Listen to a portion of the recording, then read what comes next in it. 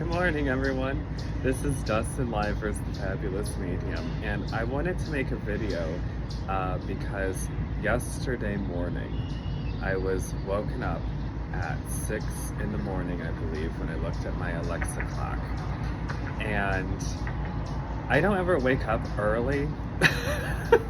Anyone who knows me knows that I sleep in, and I only wake up early if there's emergencies.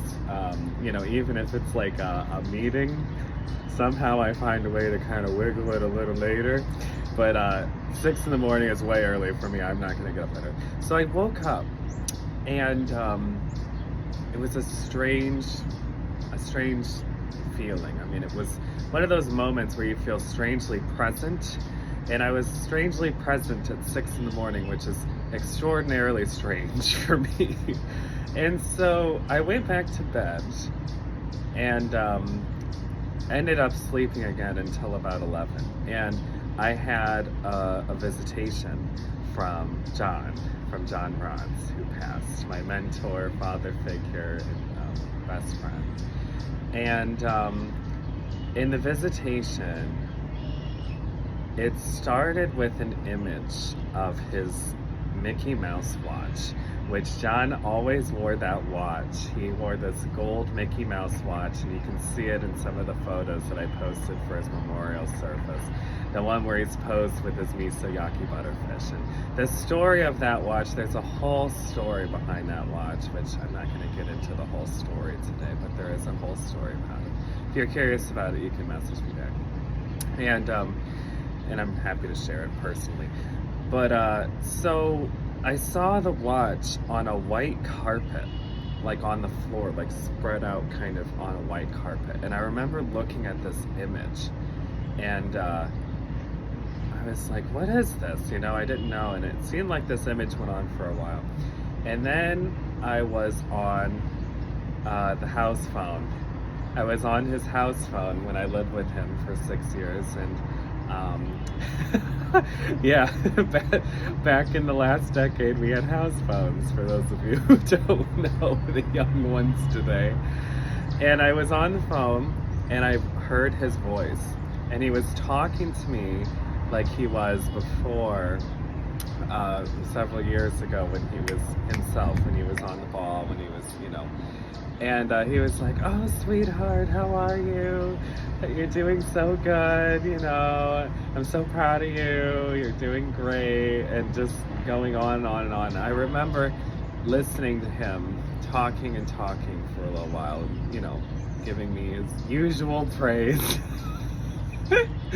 And eventually I had a moment on the phone when I recognized, oh my gosh, he's passed. And I usually have that awareness. So this is a strength of mine, is cultivating awareness and deep listening, where I can remember, specific words, phrases, conversations, because I can ground myself in the moment and go back to that memory. And so with this, it was his words, his phrases, but I felt his presence. And I didn't see him, but I knew he was, I could hear him on the phone, I could feel him on the phone. And I had that awareness, so I was cultivating that awareness. And I usually have that awareness when I have a visitation. So I haven't had a visitation from another person in probably 7 years since my grandfather passed. And even in that visitation, I also had awareness. And I remember waking up from that and saying, I have to go, I have to tell Mom and Aunt Julie that you're okay, that you came to me. And I did. I got up and I called them. This time, I had the awareness. And then I said what I wish I could have said to him on the day that he passed. All the I love yous, all the, that you've done so much for me. All of the thank yous, the gratitude, the love. And there was no response, but there was the feeling, the presence of, listening on the phone. And after that was all exchanged, I woke up.